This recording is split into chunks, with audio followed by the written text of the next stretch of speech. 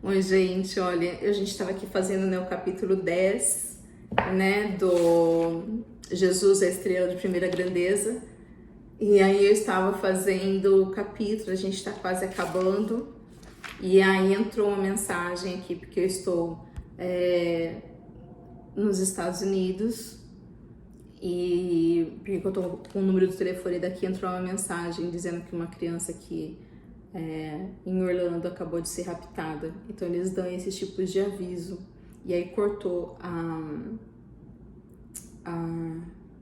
o vídeo, tá? Então eu vou tentar continuar, vocês me desculpem, eu não vou retomar porque aconteceu 2 vezes eu estar fazendo esse capítulo e caiu o vídeo. Então, para a gente dar continuidade, para que eu possa prosseguir, a gente vai fazer isso em 2 partes, tá bom? Então, se você está vendo esse vídeo agora, tem o início dele na primeira parte, então vamos fazer em 2 partes, tá? Eu decidi então que a gente vai colocar em 2 partes aí. A gente espera que nessa notícia que veio no meu telefone desse sequestro dessa criança, possa terminar bem, que essa família, meu Deus, reencontrem essa criança. Eu não consigo nem imaginar. Eu acho que o desespero que é agora, né? Então entrou esse alarme porque a polícia aqui de Orlando ela informa a população com a notícia, com a característica, para todo mundo ficar atento realmente para ajudar. Olha que importante, né? É uma notícia triste, mas o quanto é importante, né? A família reencontrar essa criança realmente, e peço a Deus que vamos orar, né? Para que essa criança possa voltar para casa com vida, com segurança. É muito, muito triste, né? A gente está falando de uma questão de moral, uma questão de valores morais. É isso que a gente está precisando, gente. A gente precisa voltar para Deus. A gente precisa de Deus urgente na nossa vida, né? Saber que um ser humano é capaz de tomar uma vida assim, destruir uma família, machucar uma criança inocente. Meu Deus, misericórdia, misericórdia. Né, você vê, a gente fala, né, do Brasil, que não é seguro. Essas coisas também acontecem, né? Acontece em outros lugares do mundo também. Não é fácil de lidar com essa situação, né? Mas aí que a gente vê realmente a gente precisa de Deus urgente. Nós precisamos de Deus, a gente precisa atuar, nós precisamos nos unir, sabe? Em sermos cristãos realmente, termos essas diretrizes que Jesus falou. Não faça para o outro aquilo que não queres que o outro te faça, né? E faça para o outro o que gostaria que o outro te fizesse.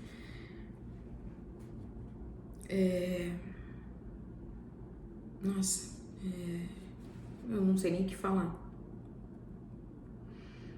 Mas pedindo a Deus que traga, né, uma consciência para essas pessoas e que essa criança volte para casa o quanto antes. Pedimos a Deus que Deus age, que os bons espíritos, aonde essa criança estiver, levem luz, né, para que a polícia ache ela com vida. Então, a gente vai fazer 2 partes, tá? Eu tentei fazer 2 vezes, o vídeo caiu, então eu vou prosseguir. E ao invés de tentar fazer tudo de novo, eu vou colocar aqui em 2 partes. Eu não sei fazer, sabe, colocar um vídeo junto, então nós vamos seguir assim, tá bom? Então, se você não assistiu, se você está assistindo esse vídeo, essa aqui vai ser a segunda parte do vídeo 1 do capítulo 10, tá bom? Bom, Joana, a gente está lendo na página 68, pelo menos no meu livro, né? 68 aqui, tá? No capítulo 10, aonde ela nos fala, né?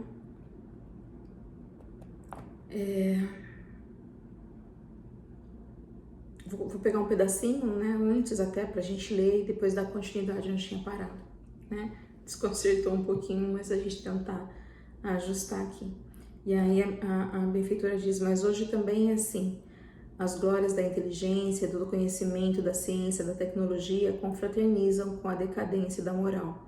e dos valores de enobrecimento humano.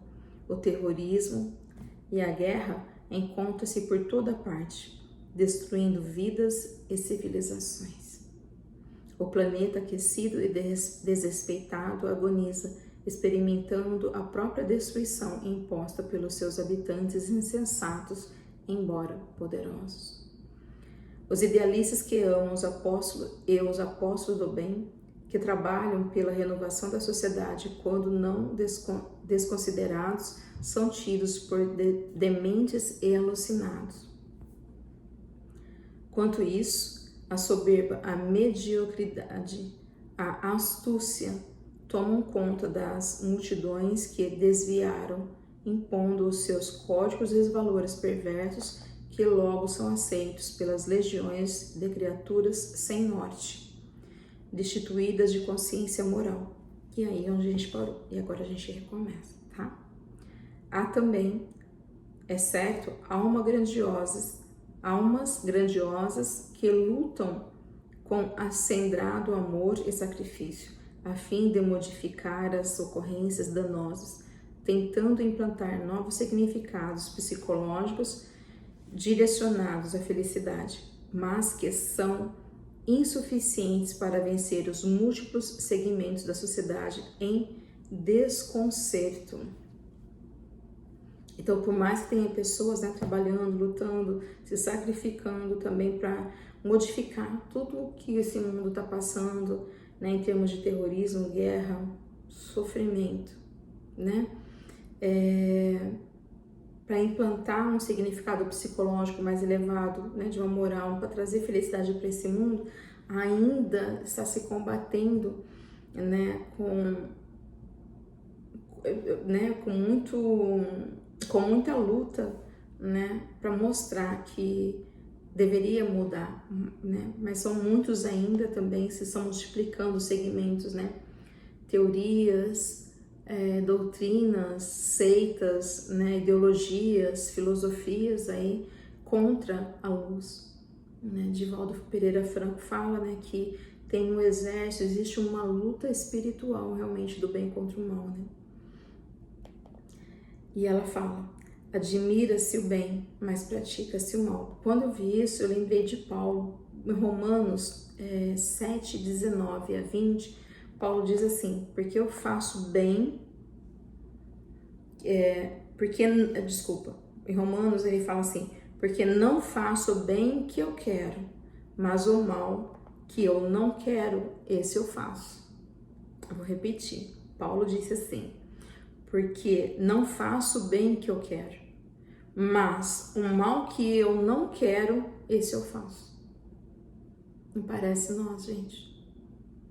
Né? Às vezes a gente quer fazer o bem, daqui a pouco se desliga daquilo, vê uma proposta, vê uma dificuldade, vê qualquer coisinha na cabeça da gente, a gente se desliga daquilo, já engloba num outro pensamento, né? Tudo pra gente parece que tá meio difícil, tá complicado da gente fazer, e a gente acaba não fazendo o bem. Lembrando que não fazer o bem, né, e não fazer o mal, quando a gente não faz o bem, já é fazer o mal, né? A gente tá permitindo que o mal se propague. Então qualquer bem que a gente puder fazer para a nossa sociedade, sendo nós os homens de bem, já tá ótimo, já vai causar muita mudança. Mas eu sei que muitas pessoas não vão acreditar na nossa mudança, na nossa vontade, ou às vezes eu nem mudei, mas eu sei que eu posso ter uma ação do bem para que eu me possa tornar uma boa pessoa depois. As pessoas já criticam. Ah, mas você não tá fingindo, né? Não é tudo isso não. Ah, porque onde já se viu? Né? E a gente, sabe, tipo, a coisa que vai desanimando, vai minando realmente, né? As pessoas falam que é falsidade. Não, você tá tentando, tá fazendo bem, siga, né, em paz, porque principalmente as pessoas que estão à nossa volta são as primeiras pessoas a tacarem pedra. Continue mesmo assim, né? Não desvie do caminho, não. Porque a gente vai, que a Joana já passou esse capítulo, né, do hábito, a gente vai exercitando. Então, eu não sou uma pessoa boa, mas eu sei que eu posso fazer ações boas e um dia eu vou me tornar uma pessoa boa, né, como virtude. E aí Paulo apresenta isso. Ele ainda quer fazer o bem e não faz, mas o mal que ele não quer, ele acaba fazendo, né? Tá lá em Romanos 7, 19. E nós somos dessa maneira também ainda, né? Mas isso não pode trazer, quer dizer, Paulo nunca fez bem nenhum, ele nunca fez nada de bom na vida dele. A gente conhece o cristianismo por causa de Paulo, né? Então, assim também nós, a gente vai tentando, a gente vai exercitando, a gente vai tentando mudar os nossos hábitos. Nós vamos errar, nós vamos pecar, nós vamos contradizer, mas a gente vai continuar. É essa busca nossa, né? É essa necessidade que nós temos. Nós estamos aqui para isso, para modificação, para uma transformação. Eu já estou formada, é que eu vou modificar, eu não vou deixar de fazer aquilo para fazer algo que é necessário, né? E a benfeitora continua na página 69. Preconiza-se a saúde e estabelece-se programas de desequilíbrio emocional, geradores de doenças de vários portes. O futuro glorioso, decantado pelas conquistas invulgares da modernidade, está sombreado pelo medo, aturdido pela ansiedade, caracterizado pela solidão dos indivíduos que constitui a mole humana. Então, a mole, né? A massa humana, né? Então, a humanidade em si, né? Então, nós estamos perdendo a saúde, nós estamos ficando com as emoções em desequilíbrio. E quando a minha emoção não está bem, né, vai gerando doenças de vários portes. Né? Tá lá no livro Missionários, lá de André Luiz, que ele fala que o medo, ele também está no livro do seu Manuel Filomeno de Miranda, esse, né, penúltimo, sobre o último, porque Divaldo lançou outros livros e eu acabei não adquirindo, então não sei. Mundo de regeneração, acho que é isso, né?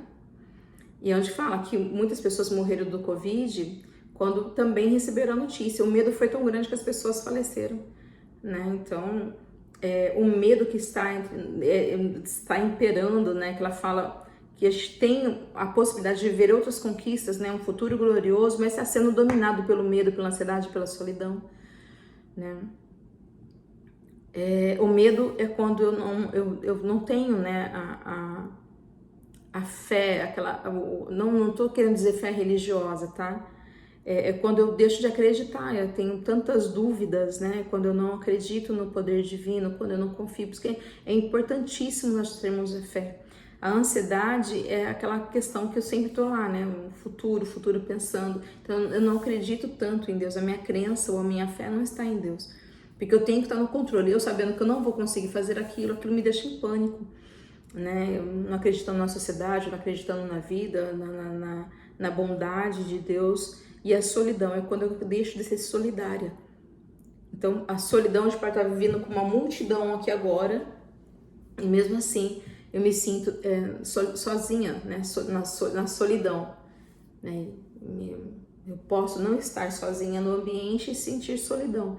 Mas é um convite que até a Joana faz para todos nós, que todo momento de solidão, né, que a solitude é diferente, a solitude é aquilo que eu posso, exemplo, estudar, eu posso pegar um livro, meditar, eu posso buscar conhecimento, né? Então a gente precisa de acalmar a nossa mente, eu preciso meditar, eu preciso aprender. Então a gente precisa de momentos de solitude, isso é muito válido.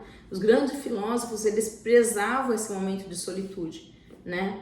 Para poder aprender, para poder crescer. Agora, a solidão é quando eu preciso aprender a ser uma pessoa solidária.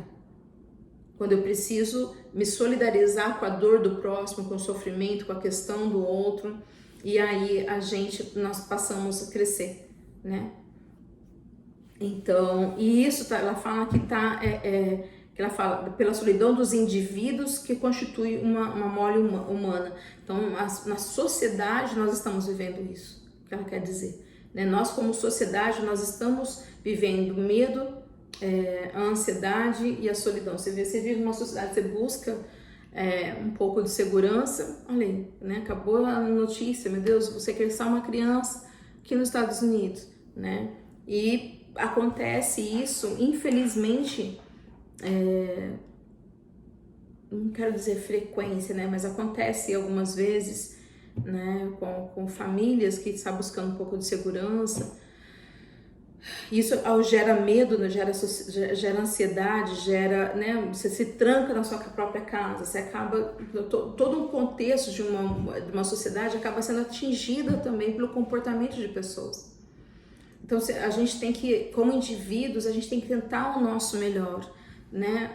Se eu for uma pessoa desonesta, as pessoas não vão confiar mais em mim. Só que ela não vai confiar só na Vanusa? Não. Ela não vou confiar mais em ninguém, porque um dia fiz um negócio, me comportei, eu tinha um relacionamento com a Vanusa e ela me traiu.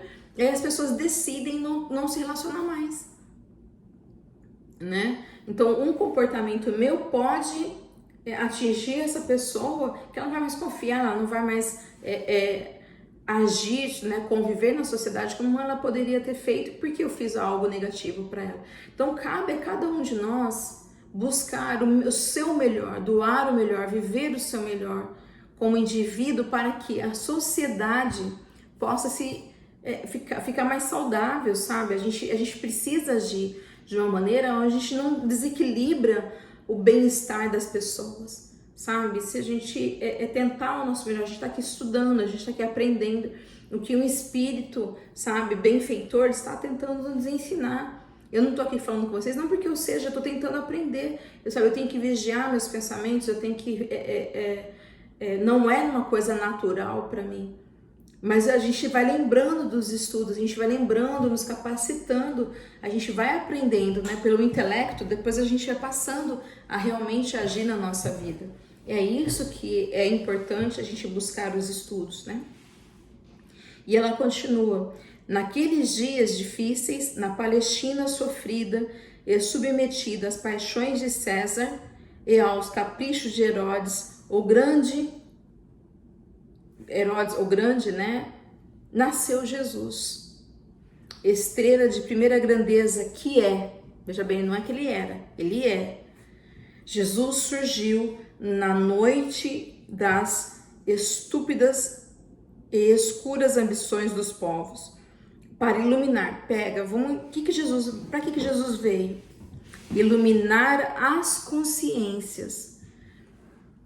Se Jesus precisou nascer para iluminar, porque existia uma grande escuridão. Essa escuridão são as nossas sombras, aonde está guardado todos os nossos conflitos. Eu tenho o meu lado sombrio, eu tenho as minhas sombras, lá eu guardo, eu arquivo, sabe, os meus conflitos, meus traumas, as minhas personas, as máscaras que eu uso na sociedade, né? E que a gente tem que começar a entender essas questões para poder se comunicar, para a gente poder realmente viver numa sociedade e fazer que isso haja justiça, haja altruísmo, haja igualdade, haja empatia, né? Então Jesus veio para iluminar, porque estava escura a nossa consciência, a gente está vivendo tudo muito tumultuado. Na escuridão a gente não acha nada. É um desconhecido, porque ela fala sem norte, né? Quando ela falou que tem uma população sem norte, é porque nós não estamos perdidos, tô desnorteada, a gente fala, né? Tá? Você saber aonde ir, o que fazer. Então Jesus veio para ser esse caminho de luz, da verdade, da vida para nós. E, né, ele fala que é despertar sentimentos de humanidade, porque às vezes o que nós fazemos, a gente até se perde numa questão de ser humano, ou fazemos isso como, sabe, como um instinto animal mais soberano sobre nós, sabe? E ela fala, despertar sentimentos, já está dentro de nós. Já está dentro de nós sentimentos de humanidade, com dádiva de Deus, respondendo às súplicas dos humildes e esquecidos. Aí quando a Joana colocou aqui, que Deus trouxe Jesus para nós, porque ele respondeu às súplicas dos esquecidos, dos humildes. Então, já a humanidade vinha pedindo para Deus ajuda, vinha pedindo para Deus amparo, vinha pedindo para Deus solução. E aí Jesus chega para nós como essa resposta. Deus nos enviou o Filho dele para dar-nos a resposta. E a gente ainda numa sociedade há 2000 anos continua dizendo que está perdido. A gente continua dizendo que nós não sabemos o que a gente tem que fazer. A gente continua nessa solidão, vivendo o medo, vivendo a ansiedade. O que será que está acontecendo conosco? O que cada um de nós podemos fazer para que a gente possa ter essa conexão com essa luz que Jesus representa e que é, né, que tenta iluminar, ele não veio para trazer para o mundo, ela está falando para iluminar as consciências, a minha consciência, a sua consciência, a nossa consciência. E ela fala, passaram-se os tempos, foram sucedidos os criminosos, quer dizer, foram uns, já vieram outros, né? De então por outros, não menos odientos. E, apesar disso, sua luminosidade permanece até hoje. Tá aí, né? Jesus continua, ele é essa estrela, primeira grandeza. Esse é o ser que, né, que nunca... que ele é o governador do planeta Terra, né? A Joana nos fala, nos informa. E esse conhecimento dele, de ser, né, um Cristo, né, direto, um ministro de Deus aqui para nós, a palavra dele não passou. Não passou. Nós precisamos ter conhecimento dessa palavra, nós precisamos buscar Jesus em nossas vidas. É válido ainda, tudo que ele nos deixou, válido, concreto ainda. E ele resumiu 2 mandamentos. Mandamentos são leis. 2. E ela continua. É certo que outros homens e mulheres tão infelizes quanto aqueles do seu tempo, do tempo de Jesus, procuraram dominar o mundo, utilizando-se da sua claridade, da claridade de Jesus, mas desequilibrados, produziram mais trevas e aumentaram os volumes das dores. Apesar que depois de Jesus ainda vieram homens e mulheres desequilibrando, né, a humanidade pelas suas trevas ainda. Por isso que Jesus deixou em Mateus 7,15, Jesus fala dos falsos profetas disfarçados de ovelhas. O carro inexorável, né, o carro do tempo inexorável, o vigor, né, do tempo que sempre vai reger, continuou a sua marcha, o tempo continuou a sua marcha, avançando na direção de outros períodos, enquanto os apaniguados do mal, que se apresentaram no século de luz, sucumbiram, vencidos pelos tormentos que escondiam nos tecidos da própria crueldade. Então, né, os maus acabaram-se, eles mesmos, né, morrendo pela sua própria crueldade. Ainda reina muita sombra na terra, mas amanhece dia novo. Ainda reina muita sombra na terra, mas amanhece dia novo. Na grande transição do mundo de provas e expiações para o mundo de regeneração, então, no mundo de provas e expiações que nós estamos ainda, né, estamos caminhando para a transição do mundo de regeneração. Ela diz, embora ainda assinale a presença do sofrimento e da desordem, do desrespeito pela vida, né, e pela Mãe Terra, caracteriza a chegada de uma nova era, impossível de ser detida. Ainda que as pessoas, né, estão propagando o sofrimento que nós estamos sofrendo e fazendo sofrer, né, que pela desordem que está, de respeito pela vida, né, como o Divaldo disse, como pode se dizer cristão e ser a favor do aborto, ser a favor de tantas coisas que ferem, né, a vida em si, né? A Mãe Terra caracteriza a chegada de uma nova era. Nós vamos viver isso. O mundo vai progredir. A gente não sabe se nós, se eu, se vocês, quem que vai ficar aqui para acompanhar esse progresso, né? Então, esse momento de depuração que nós estamos vivendo também tem que ser refletido para cada um de nós, né? E ela diz, o bem triunfará, sem qualquer dúvida sobre o mal. Escrever, colocar na geladeira, né? O bem sempre triunfará, não tenhamos dúvida disso. Não tenhamos dúvida disso, né? Nada está perdido. O bem, o mal está a trabalho do bem, porque por mais que alguém gere o mal, Deus sempre vai fazer o bem vencer. Sempre, em todas as causas, em todas as coisas, o bem vai triunfar. Sempre. Essa é a esperança que nós precisamos ter. Essa é a esperança que nós precisamos sentir. Sentir de verdade. De verdade. A vida não é só aqui. Se a gente chegar a um momento da gente não ver essa nova era, nós vamos participar, nós podemos ter a certeza que nós estamos participando para esse desenvolvimento, nós estamos sendo responsáveis para esse desenvolvimento. Né? O que nós estamos fazendo para que os nossos netos, nossos filhos, nossos tataranetos, bisnetos desfrutem disso? Que papel que nós queremos, que marca nós estamos deixando nessa era nova? Né? Será que a gente vai voltar? Não sei. Né? Quem vai conseguir voltar aqui para viver essa era nova, né? Novo precisa de transformação. Por isso que nós estamos aqui, sabe, para observar o nosso comportamento individual, o que cada um de nós possamos mudar, sabe? De repente eu tenho uma falha que vocês já superaram, né? De repente eu ainda não, algo que eu aprendi, que eu já consigo superar, trabalhar ela, né? Suportar talvez essa falha minha de uma maneira que ela não me traz tanto tormento, que eu não jogue tormento nas pessoas, né? E aprendendo a lidar com tudo isso, né? A verdade vencerá a mentira. Onde quer que se humanize, a vida sobrepõe-se sobre a morte. A espiritualidade, por fim, reinará entre todos. Então não é questão nem de religião. Nós não estamos falando de religião aqui, nós estamos falando de espiritualidade, né? De o que é? É eu aprender a questão do espírito. O que governa o meu espírito de verdade? Que força espiritual que governa a espiritualidade? Que é isso, é a força do amor, né? É a força do amor. Deus é todo amor. Então vai vencer, mas tem que vencer, que eu permita que eu seja vencida, né? Que meu caráter ainda imperfeito seja vencido por essa verdade, pelo bem, né? Pela essa vida, por essa espiritualidade que Deus nos promete. Isso que é o importante.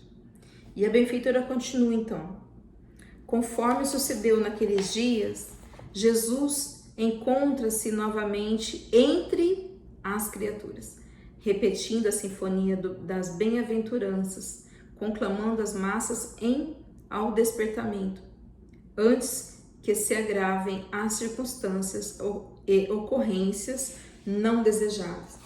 Isso é importante para a gente observar. Se a gente pegar bem o que a Joana está falando aqui, isso é um ponto que a gente, né, se tiver com seu material de apoio, pega um highlight, dá um highlight aí, pra gente chamar a nossa atenção, tá? Então ela fala: conforme naqueles dias, Jesus ainda está junto de nós. Isso é promessa dele. Em Mateus 28:20, ele nos fala: eu estou com vocês todos os dias até o fim dos tempos. Mateus 28:20. Anota, vai lá na sua Bíblia, pegue e sinta essa presença junto com você. Sinta. Não leia só aqui, não ouça só. Pegue a sua Bíblia agora, abra lá, sabe? Vai lá no Novo Testamento, abre em Mateus 28:20. Ou tenta ler essa passagem como Jesus estivesse falando para você: eu estou com você, eu não te abandonei, você não está sozinho. Isso é importante para a gente ter força, para a gente continuar. Isso é muito importante para que a gente possa prosseguir. Nos momentos que falar na solidão, Jesus está comigo. Eu posso orar porque Jesus está me ouvindo, porque Ele está comigo. Nas minhas orações, eu falo com Jesus, eu sei que Ele está me ouvindo. Eu falo: Senhor, por isso que é importante a gente canalizar essa energia. É igual, eu não vou pegar meu telefone, que hoje em dia a gente nem digita, né? Eu lembro que eu decorava números, assim, que a maioria das pessoas decoravam números de telefone. E a gente sabia, né, de cabeça, e hoje a gente aperta o botão e vai. Mas enfim, mas pra gente poder fazer isso, a gente tem que buscar um meio, um veículo, né? Eu tenho que pegar o meu telefone, eu tenho que digitar meu telefone,